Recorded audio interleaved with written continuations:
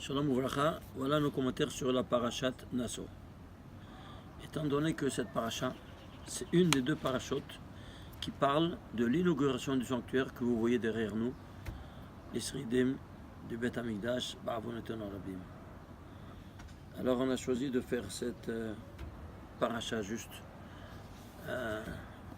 face au reste du Beth Amikdash, que Bezrat Hashem, Bekarov, Bienvenu, il sera reconstruit. Amen, Kani Ratzon. Parashat Naso, donc, il parle de l'inauguration du Sera par s'installer ici, comme vous savez. Ces deux parachutes sont Parashat Naso, c'est dans les détails ce qui s'est passé dans ce faste jour historique, le plus faste de toute l'histoire sainte. Que finalement Dieu vient résider, Batartonim, parmi nous, après la faute d'Adam Arishon. Alors maintenant, qu'est-ce qui se passe? Il y a eu deux parachutes qui relatent ce qui s'est passé ce jour-là. Parashat Shmini, parce que c'était le 8e jour, et Parashat Naso. Parashat Shmini, c'est dans le général, et Parashat Naso, c'est dans les détails. Qu'est-ce qu'il y a eu? Le dévoilement divin parmi nous. Alors, ne t'étonne pas de voir que Parashat Shmini, c'est la 26e parachat de la Torah. Pourquoi 26e? Parce que c'est le nom 26 qui s'est dévoilé au Ham Israël dans ses généralités. Alors, il y aura donc 91 versets dans Parashat Shmini. Pourquoi 91? Parce que le nom de Dieu 26 s'écrit 26, Yud Kevav Keimi, se lit Amonai, qui vaut 65. 26 plus 65, ça fait 91, alors 91 versets. Par contre, cette paracha, elle est la 35e paracha de la Torah. Pourquoi 35? La question que je pose, pourquoi? Bien, un livre très rare de Kabbalah, Sodi Razi, qui nous dit il y a 17 mehitzot misaviv akiseh, 17 palissades qui entourent le trône céleste. Voilà leur nom. Donc on a ici le centre qui est entouré par 17 palissades. Le nom de ces 17 palissades, il se trouve ici, page 104 de ce livre. Maintenant, ça c'est au niveau Olam Rouhani. Et Olam Gashmi, le Olam maintenant matériel qui a été construit, qui a été réalisé. Alors, le voilà, ça c'est le Olam Gashmi. Là aussi, il y a un centre de la matière qui est quoi? Le niveau, le micro, c'est l'atome qui est composé du noyau atomique et des électrons. Combien d'électrons maximum? Il y a 92 électrons qui vont voyager dans 18 stades, 18 couloirs. Alors, ceci étant dit, entre le centre de la matière et le centre de l'esprit, combien il y a? 18 de la matière plus 17 de la Rouhaniout, de l'esprit. Combien tu as? 35. Ishtabar Shemu. Alors de là ici que la paracha de Naso maintenant se réalisera entre la 35e paracha de la Torah. Ceci étant dit, on nous dit qu'ils vont donner ça en détail. Oui, en détail. Bon alors, voyons un peu. Qu'est-ce qu'on va faire? On va prendre maintenant quoi? Les détails de 1 à 26, c'est-à-dire le nom divin détaillé. Tu veux sigma de 1 à 26. Sigma de 1 à 26, ça te fait sigma 1 plus 2 plus 3 plus 4 jusqu'à 26. Ça te fait combien? Ça te fait 351. Je ne sais pas c'est quoi 351. S'il vous plaît, traduisez 351 en lettres. 300, c'est Shin. 50, c'est Nun. 1, c'est Aleph. Ça fait le mot Naso. Ishtabar Shema. Vous voyez comment la Torah nous parle?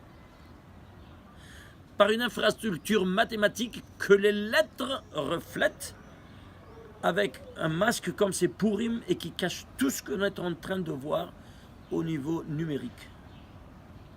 Parce que les nombres, c'est encore plus élevé que les lettres. Parce que ce sont des options abstraites. Et que les lettres renferment dans leur iconographie, dans leur valeur numérique, dans leur dimension dévoilée, cachée. C'est quelque chose de... C'est un monde incroyable, infini. Ceci étant dit, on va prendre maintenant ce qui couronne les lettres de Nassau. Et il y a 3 et 3, 6 tagim. Chaque tag, c'est 7. 6 pour 7, 42. C'est le très saint nom divin de 42. Auteur de la création universelle qui va couronner le nom de cette 35e paracha. Et quelles sont les voyelles? Kamas et Cholam. Combien? 16 plus 10, 26. Ishtabach Shemo. Autrement dit, qu'est-ce qui est l'âme de Parashat Nassau? Le nom de Dieu, Yud Ke Vav Ke. À nouveau, que tu retrouves ici. Soit en sigma 2 26, soit qui va animer, quoi donc? Les lettres de cette paracha, du nom de cette paracha. C'est quelque chose de vraiment incroyable. Maintenant, on va voir combien de versets il y a. Il y a 176 versets. C'est quoi 176? C'est la plus grande paracha de la Torah. Eh bien, 116 ce n'est que 8 fois 22. Autrement dit, il y a ici, vous devez savoir, c'est quoi 8 fois 22? 22, c'est le nombre des lettres de l'alphabet qui permettent de nous transmettre le message divin. Et pourquoi 8? Parce que quand est-ce qu'elle s'est dévoilée, la présence divine chez nous? Parashat Shmini, la 8e paracha. Et pourquoi 8e paracha? Parce qu'il te dit, dans le langage mathématique, que le 6 représente la dimension matérielle, parce qu'en 6 jours, le monde a été créé. Le 7, la dimension spirituelle du Shabbat.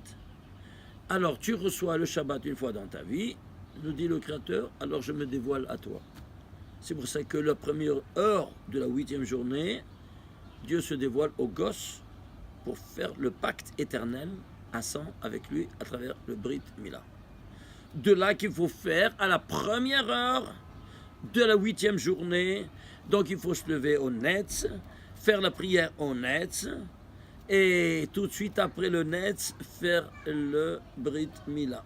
Gare à laisser traîner à 7h30 ou 8h30, si c'est 6h, si c'est 6h05, la terminer la Shachrit. Il ne faut pas attendre pas une minute de plus.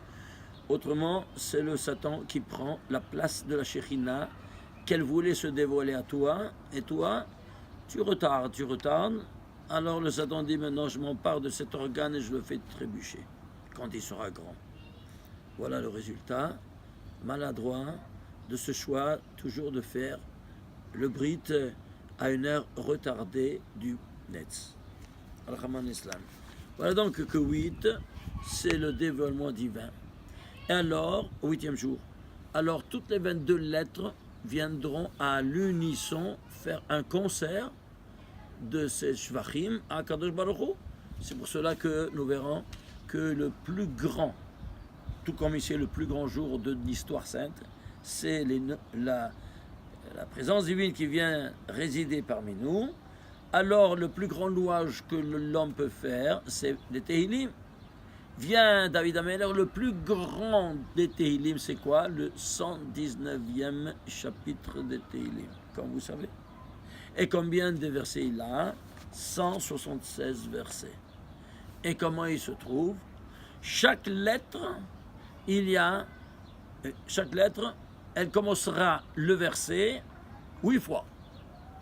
Aleph, tu auras le premier verset par Aleph qui commence. Bet, de 9 à 16, c'est les versets qui commencent par Bet. De 17 à 24, c'est Gimel, et ainsi de suite. Et pourquoi? C'est un concert à l'unisson. Et pourquoi on prend ici chaque lettre à 8 fois? Bien, c'est simple. Avant tout, regardez qu'est-ce qu'on fait quand on va pour faire le Kaddish à un iftar sur son tombeau le jour du 7e ou 30e ou bien de l'année. Qu'est-ce qu'on va? En quel Tehillim on lit? Le 119e, comme vous savez. Et pourquoi 119e? Parce que dans tout le récit de la création universelle, qui est composé de 469 mots, de Bereshit jusqu'à l'assaut dernier mot du Shabbat, le nom de Adam se trouve codé 119 fois. Alors, si c'est la créature la plus élevée de la création, David Ameler, il va décrire un chapitre de Tehillim, le plus long, qui est en conformité à quoi? À Adam, et il va le mettre au 119e verset, 119e chapitre, qui sera composé de 176 versets. Et il y aura 8 versets pour chaque lettre qui commencera le verset pour louer le Créateur. Et pourquoi? Donc on va maintenant prendre ce Tehillim et on va dire, bah, s'il s'appelle Aharon, tu vas prendre Aleph, tu vas lire les 8 versets d'Aleph. Hey de Aharon, tu vas lire Hey et tu vas lire les 8 versets. Resh, la même chose, et nous la même chose. Et pourquoi on fait ça? Parce qu'on veut louer ce Niftar, cette Neshama qu'on est en train maintenant de prier pour l'élévation de son âme, qu'il a respecté le Brit Mila, il n'a jamais profané de sa vie, qu'il a fait avec toi, mon Créateur, au 8e jour de son existence. Ah, si c'est une femme, alors comment tu vas? Qu'est-ce que ça rentre? C'est de valeur 8. Eh bien, il y a aussi la femme. On loue cette tzadéket que quand elle a fait après, quand elle s'est mariée, elle a observé toute sa vie la Taharat HaMishpacha, que seulement au 8e jour, la première heure du 8e jour, qu'elle est rentrée au mikveh pour observer la Taharat HaMishpacha, la pureté conjugale. Alors, pour l'homme, le 8e jour du Brit Kodesh, qu'il n'a jamais profané le pacte à son qu'il a fait avec son Créateur, et pour la femme, pour la pureté conjugale. Donc, soit l'un, soit l'autre, c'est le même Perek de Tehillim. Donc, c'est un concert à l'unisson de toutes les lettres qui louent le Créateur. Alors, on se demande pourquoi. C'est le plus long, le plus grand. Nous provenons ici du Oren Sof de Baruch Hu, n'est-ce pas, qui va adopter 10 attitudes pour réaliser le monde. Ce sont les 10 séphirotes. La première des 10 séphirotes, c'est le Keter. Alors, regardez comment ça fonctionne. Il y a les 3 de tête et les 7 inférieurs du corps. Keter, c'est le crâne. Chokhma, c'est le demi-cerveau de droite. Bina, le demi-cerveau de gauche. Da'at, c'est les 2 cervelets de derrière. Hesed, c'est quoi? C'est le bras droit. Gevura, le bras gauche. Tiferet, tout le corps. Ici, la jambe, n'est-ce pas, qui tient par le corps, la jambe de droite, la jambe de gauche et le Kedacha du Brit. Et ça, c'est la Malchut, la femme qui reçoit le tout le bien, par l'homme. Les 9 qui donnent à la Malchut, la 10e qui n'a pas de lumière et qui reçoit. Voilà, ça c'est quoi? L'infrastructure métaphysique qui va se cristalliser dans l'homme. Comment on appelle l'homme? Ish. Pourquoi on appelle Ish? Parce que Ish, c'est quoi? Ce sont autres que des initiales. Aleph c'est Emtsa, Yod c'est Yemin, Shin Smol. Ish Tabach Shem. Ainsi nous dit le Baal Megaleh Mukot.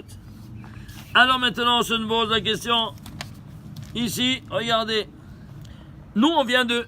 Le Keter, il s'appelle aussi, dans la terminologie kabbalistique, Aïn, le néon. Parce qu'il est impossible de définir la notion du Keter. Ici, il s'appelle Aïn. Alors nous, on est à l'image et ressemblance divine, on est l'ombre divine sur terre. Alors on va prendre le mot Aïn, regardez, Aïn, vous voyez? Mais écrivez en entier, Aleph, Yod, Nun. Prenez seulement la dimension cachée. Lef, c'est 30 et 80, ça fait 110. Si c'est 410, ça fait 120. Plus 56, 176. Autrement dit, qu'est-ce que c'est 176? C'est la dimension cachée de la notion la plus élevée qui s'appelle le Aïn, qui est le Keter. La dimension cachée est quoi? L'ombre. Et qu'est-ce qu'on est nous? L'ombre divine. Sur terre. Qu'est-ce que ça veut dire? Na'aseh Adam betzalmenu kidmutenu tselem. C'est quoi tselem? C'est l'image. Mais ce mot-là, il est formé par tsel plus même. Pourquoi? Tsel, c'est quoi? L'ombre. Et c'est quoi même? 40. L'ombre divine qui a été formée en 40 jours dans le ventre maternel, puisqu'au 40e jour, il y a la définition du sexe. S'il est masculin ou féminin. Toi, tu peux prier pendant les premiers 40 jours. Les scientifiques, ils ont découvert que seulement au 40e jour, il y a une activité neurologique. Ceci a été découvert à travers l'échographie, n'est-ce pas, électrosonde, qu'ils ont vu qu'il y a une activité neurologique qui commence seulement au 40e jour de la conception. Qu'est-ce que ça ne veut pas te dire que c'est l'âme qu'elle est rentrée, si elle est une fille ou garçon, ou pas? Ils sont changés ces barbus, qu'est-ce que tu vas me dire? Tout est coincé, tout. Comment est-ce qu'ils avaient nos pères, l'électrosonde, est-ce qu'ils avaient tous ces appareillages pour nous dire ces choses-là? Le Créateur, lui qui nous a créés comme ça, lui sait comment il nous a créés. Et donc il nous a dévoilé tous ces grands secrets par le mot Tselem, le mot Tselem. Vous voyez? Dans Betsalmé, nous, notre Tselem. Ceci étant dit, on continue. Alors ici, qu'est-ce qu'on peut voir? On peut voir ici, combien de mots il y a? Combien de mots il y a? 2264. Et c'est quoi 2264? C'est 8 fois 31, de nouveau ce 8 qui retourne constamment, qui fait le pacte avec quoi? 31, c'est quoi 31? Eh bien, pendant les 6 jours de la création, jusqu'à Yom Hashishi, que nous on est la synthèse des 6 jours, le monde a été rédigé en 31 versets. Et qui fait ce pacte, c'est 31 versets dont nous on est la cristallisation. Au 8e jour, pourquoi à 2 reprises? Parce qu'il y a Zacharun Keva Bara Otam. Homme et femelle, les a créés, il y a une dualité. Et chaque mot vient te dire exactement de quoi il s'agit. Incroyable. Et ici, qu'est-ce que tu as? Eh bien, à quelle ligne elle commence? De la Torah, de Bereshit, tu comptes combien de lignes de Torah? Ça, c'est Parashat Nasso, elle commence à la 6464e ligne de la Torah. Pourquoi? C'est 101 fois 64. Bah, vous avez vu 101 pour qui a pris notre livre, le 101, paramètres d'Israël. 101e nombre premier, c'est 541, c'est Gematria Israël. Et pourquoi 101? Parce que la Gematria, c'est Michael, c'est 101. C'est l'ange protecteur d'Israël, c'est pour ça que lui seul, il est l'ange protecteur d'Israël, à travers cette combinaison de valeurs numériques qui coïncident soit au niveau métaphysique, soit au niveau mathématique, soit au niveau littéral, soit à tous les autres niveaux qu'on ne peut pas encore voir. Et à ce moment-là, parce que maintenant on va dire, c'est quoi 64? 64 c'est quoi? C'est nos premiers parents. Adam et Hava. Adam 45, Hava 19, total 64. Voilà donc que ici, tous les coordonnées depuis Bereshit jusqu'ici, que c'est l'inauguration de la présence divine parmi nous, n'est-ce pas, depuis Adam Arishon, qu'il est présent ici, à faire résider la présence divine parmi nous. Ceci étant dit, comme ligne ici, eh bien, il y a combien de lignes il y a dans toute la paracha? C'est 176 versets, 311 lignes. Pourquoi 311? Ben, traduit en lettres 311. 300, Shin, 10 c'est Yod, 1 c'est Aleph, c'est Ish, les voilà, Ish, les 3 axes. Incroyable.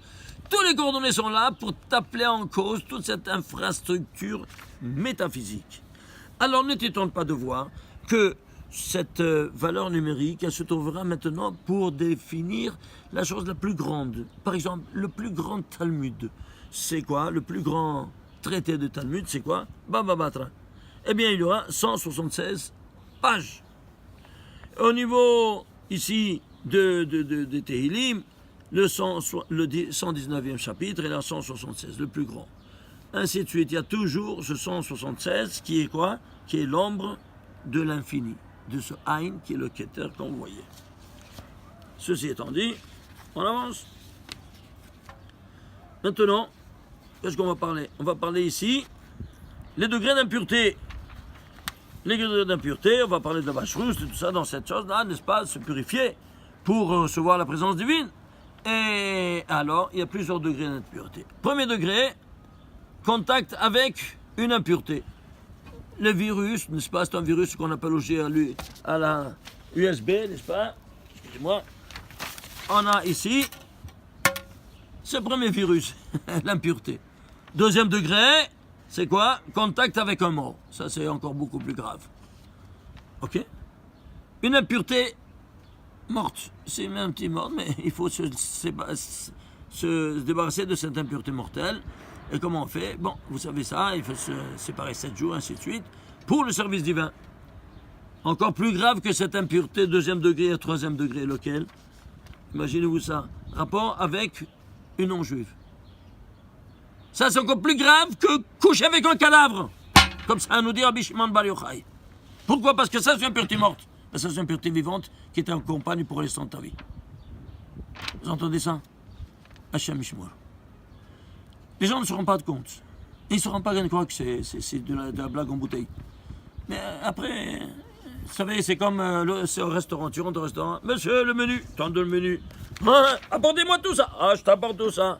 Mais à la fin, il y a la caisse. Et si tu n'as pas payé, alors qu'est-ce que tu veux? Hein? Voilà.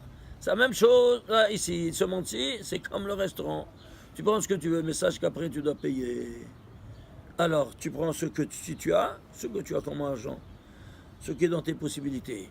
Ici, on te donne tout, mais à condition qu'il soit en règle avec quoi? Avec les limitations de la Torah. Alors maintenant, comment? L'impureté, donc, c'est quoi? Une rigueur. Et les rigueurs, elles sont exprimées par les 5 lettres finales. En Kabbalah, c'est Man Safar. Même Sophie, Nun Sophie, Tzad P Sophie, Chav Sophie. Ça fait 280 matériel. Traduit en lettres, c'est par. Par, c'est quoi? Taureau. Ah, le taureau, c'est quoi? Au masculin. C'est le premier degré d'impureté. Premier degré d'impureté. Alors, c'est pour ça qu'on a porté les taureaux et on les égorgeait parce qu'ils représentaient les rigueurs qui retombent sur nous et sur nos enfants. On les a portés au Beth Amikdash, comme ça on se séparait, quoi, de tous ces impuretés-là. Mais c'est premier degré. Ah, deuxième degré. Alors, qu'est-ce qu'on va prendre? On va plus fort. Quoi donc? On va prendre le féminin du taureau. C'est quoi? Para. C'est quoi para? C'est la vache, madame la vache. Ah, pourquoi? Parce que la femme, c'est rigueur. L'homme, c'est miséricorde. Ah, la femme, c'est rigueur. Donc, rigueur au carré. Alors, je vais prendre para le féminin. Ah, il y a un troisième degré encore plus grave, comme on a vu. Alors, le troisième degré, quoi? Eh bien, on va prendre para adouma. C'est quoi? Maintenant qu'elle soit entièrement rouge, on va prendre cette vache entièrement rouge, on va l'égorger, éliminer toutes ces rigueurs de troisième degré, qu'elle est entièrement rousse, on va la rendre en cendres, et à travers ces cendres qu'on va asperger sur cette impureté maximale, qu'il pourra se débarrasser de cette impureté maximale. Ceci étant dit, donc c'est troisième degré, para adouma. Et alors, qu'est-ce que tu retrouves dans la vie para adouma? Tu viens guématrer para adouma, c'est 335. Les tagim et les voyelles, total 470. C'est quoi 470? Eh bien, le nom de Dieu, de miséricorde, la dimension interne, hors pénimi, c'est 26. Hors makif, c'est le nom Eki qui s'est dévoilé au buisson ardent. 26 plus 21, ça fait 47. Ici, tu as 10 fois 47. Pourquoi? Tu vas purifier toutes tes 10 composantes ici, n'est-ce pas, qui ont eu cette impureté maximale de troisième degré à travers la para adouma. Voilà cette miséricorde maximale 10 fois pour purifier ces 10 composantes de ton corps humain. Ishtabachabore. Alors, ceci étant dit, alors, qu'est-ce qu'on va voir? On a 5 degrés d'âme. Si on a 5 degrés d'âme, alors tu vas comprendre maintenant pourquoi, ici, les lettres para se trouvent 80 fois dans la Torah. Pourquoi comme ça? C'est 5 fois 16. Ah, on n'a pas expliqué sur le 16, mais les autres fois, on a expliqué pour qui n'étaient pas au courant. Harabosh alakout baruchu, 16. Comme ça, nous dévoile Rabbi Shimon Bar Yochai. L'épée du Créateur, c'est Yod Vav. Yod Vav, c'est quoi? Les 2 lettres du tétragramme qui sont masculines. Les 2 autres sont féminines. Alors ça, il agit, il tranche. Et voilà donc que 47, c'est un nombre premier, lequel? Le 16e nombre premier. Incroyable. Alors tu vois, il agit à 10 fois dans tous les 10 séphirotes. Ceci étant dit, alors tu vas comprendre un tas de choses. Au niveau épistolaire, 80, c'est quoi? Eh bien, tu vas prendre 80, chez Monim, combien c'est chez Monim? 446. 446, c'est quoi? Mavet. C'est le qui maintenant Mavet, c'est la mort. Eh bien, tu comprends maintenant que ici, l'un est lié à l'autre. Alors, comment me libérer de cette impureté mortelle? À travers justement cette para qui se trouve 80 fois dans toute la Torah. Tu vois comment tu te purifies de cette impureté mortelle. Alors, ceci étant dit, ne t'étonne pas de voir qu'au niveau mathématique, c'est quoi? C'est 5 fois 16, on a vu. Au niveau historique, il y a eu 80 chachefot, 80 sorcières. Elles ont été pendues le même jour, n'est-ce pas, quand il y avait le Sanhedrin. Niveau des verbes créateurs, tout le monde a été créé, Basra Mamorot Nivra Haolam, nous dit Pirkei Avot. Et qu'est-ce que tu vois? Que tous les 10 sont enfermés dans le premier verbe créateur. Le premier verbe créateur, c'est le premier verset qui arrive jusqu'au deuxième verbe créateur qui commence vers Mekemiei Or. Jusque-là, combien de lettres il y a? Les 80 premières lettres de la Torah composent les 2 versets premiers de la Torah. 80. Et tu vois donc que tous les divers créateurs sont fermés dans 80 premières lettres. C'est le concept de la vie qui est l'antithèse de la mort là. Et alors, on va voir maintenant, tu comprends pourquoi Moshe Rabbeinu commence à créer 80 ans? Hillel, dans Souka, Kafhet, il aura 80 élèves, ainsi de suite. Les slihot, qu'est-ce que tu as? Tu fais 40 jours, oui, mais en minute, 40 jours, même, écrit même en entier, 40, c'est 80 en fait, 40 jours et 40 nuits, c'est clair. Et combien de fois il se trouve présente cette lettre-là? Eh bien, elle se trouve là, 463 fois. Bon, il se voit ça une prochaine fois, parce que c'est un autre chapitre que je ne veux pas rentrer maintenant, parce qu'au moins, il faut terminer au moins avec certaines choses ici. Alors, regardez ici. Sinon, prenons Para Adoma Temima. Eh bien, précise, Temima, intègre, c'est-à-dire quoi? Il ne faut pas que le rôle, c'est-à-dire le joug de l'homme, soit sur ce jour, même pas un instant. Temima, alors le total, on a fait le total, ça devient 1035. Fais la décomposition mathématique, qu'est-ce que tu retrouves? 288, c'est la décomposition base. La résultante entre 2 et 3. 288, c'est les 288 étincelles de sainteté qui sont restées après la faute d'Adam Arishon. Et c'est celles qui viennent résider dans le sanctuaire et qui est composé par le Shem Ab, le Shem Ameforash, de 72 unités qui sortaient de la bouche du Kohen Gadol à Yom Kippourim, n'est-ce pas? Et rentré 4 fois pour les 4 mondes métaphysiques. Donc 4 fois 72, ça fait 288. C'est ça qui réside maintenant parmi nous. Et 288, c'est quoi? C'est aussi également 18 fois 16. C'est-à-dire la 16 qui agit comme par la vie. 16 fois 18. Ceci étant dit, alors tu comprends qu'il y aura ici 160 lignes dans toute cette la notion de la para Aduma. Ceci étant dit, alors ne t'étonne pas de voir que Aaron, le grand Kohen Gadol, pas pour rien qui est 256, c'est quoi 256? C'est 16 par 16. Pourquoi 16 par 16? On a oublié de vous dire que si nous, on n'agit pas dans le bien, eh bien, le Satan, il s'empare de cette épée du Créateur, et lui, il vient trancher contre nous. Voilà donc que, ici, s'il n'est pas dans le bien, ce sera dans le mal, malheureusement. Alors, lui, qu'est-ce qu'il fait? Aaron, il prend les 16 du bien pour dominer les 16 épées, les 16 tranchants de l'épée du Satan. Voilà donc que Aaron, il vient neutraliser toutes ces cohortes de la Toum'a. On termine par une mitzvah, n'est-ce pas, parmi les mitzvahs qui sont donnés dans cette paracha, qui est, comme nous savons, Et Dieu a dit à Moshe Rabbeinu en disant, cette mitzvah-là, c'est laquelle? Vous devez savoir que chaque fois qu'il dit Vaidaber Hashem Moshe Lemor, il dévoile un secret. Combien de possibilités tu peux expliquer chaque mot de la Torah? 70 modalités différentes. Alors je me suis dit, toi tiens moi, 70 modalités. Alors qui a transmis tous ces secrets? Akshbarou, à qui a Moshe? Quand on lui a parlé? Et quand il a parlé dans ce verset? Eh bien, j'ai calculé, j'ai trouvé qu'il y avait d'abord Hashem Moshe Lemor, il y a 70 fois dans toute la Torah. Alors, si tu prends un chacun, il va te dire exactement de quoi il s'agit. Ah, de quoi il s'agit? Alors, tu prends quoi? Tu prends celui-ci, c'est le 46e des 70. De quoi il parle?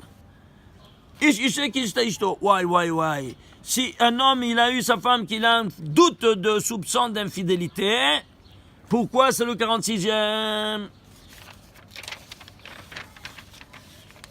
Le nom de Dieu, Yud Ke Vav Ke. Écris le nom de Dieu, Yud Ke Vav Ke. Ça, c'est la dimension dévoilée masculine. Ça, c'est une dimension cachée, c'est féminine. Si tu prends une dimension cachée, ça fait 10, 10, 16 et 10, total 46. Eh bien, ça, c'est le 46e. Chez moi. On parle de qui? De la femme. Et de quoi on parle ici? De la dimension. L'ombre de cette dimension divine. Et qui est l'ombre de l'homme? Si c'est l'homme, ça, c'est la femme. Et voilà, 46. C'est la dimension cachée. Alors c'est pour ça qu'elle sera dotée de la plus grande mida de la femme. C'est quoi? La mida de la tsiniout. Elle est cachée. Pourquoi? Parce qu'elle est cachée. Elle doit être toujours cachée. Ça, c'est sa nature, véritable. C'est pour ça que quand 6e des 70 va te parler de l'acte d'un soupçon de... Alors qu'est-ce qu'il te dit, Rashi? Il te dit, Rashi, il te dit sur place, ça c'est Bamidbar, 5e chapitre, ça c'est 11e verset. Alors qu'est-ce qu'il te dit? Rashi, Imata me'akev matanot egona, si toi tu retardes ce que tu dois au Kohen, le maaser que tu devais au Kohen, Hayecha, sur ta vie, tu dis, sur ta vie, tu fais un jurement. Hayecha, shetitztarech lavo etzlo, que tu devras venir chez lui. La vilo, que tu vas apporter, tu finiras par apporter ta femme, qu'elle devra boire des eaux amères d'infidélité. Qu'est-ce qu'on faisait? Il écrivait le nom de Dieu, s'il avait un soupçon, et on lui donnait, et puis il effaçait, il jetait de l'eau sur son de Dieu qui s'effaçait, prenait cette eau-là et jetait dans un verre et on lui donnait à boire. Il a dit, je préfère qu'on efface mon nom, n'est-ce pas? Mais au moins que ça retourne le shalom bayit entre eux. Si elle était, comme vous savez, elle était un soupçon malheureusement enraciné, vrai, ses entrailles explosaient. Elle ne passait pas à la porte qu'elle mourait sur le champ. Et sinon, elle aurait eu des enfants Gedolim comme Aharon et Moshe Rabbeinu. Parce qu'elle était soupçonnée injustement. Alors, quel rapport il y a ici, on se demande, entre cette faute, cet soupçon d'infidélité, avec que maintenant, la faute que j'ai retardé d'apporter le maaser. Quel rapport? C'est simple. Toutes les femmes proviennent de la première femme, qui est Chava. Chava, comment c'est? 19. Mais d'où elle est sortie Chava? De l'homme. Mais de quoi? De la côte. Et la côte, comment elle se dit? C'est là. C'est là, combien ça fait? 170. Donc, Chava, sa femme, la femme de chacun de nous, c'est le maaser de l'homme. Alors si toi tu as dénigré le maaser du Kohen, sache-le, ton propre maaser, qui est ta femme, hein, elle sera, tu auras un soupçon d'infidélité. Mida keneged mida lobatla. Le œil pour œil, dent pour dent, n'a jamais chômé dans la Torah. Tu as dénigré d'apporter le maaser au Kohen à son temps, ton propre maaser sera dénigré à tes yeux. Shabbat shalom umevorach.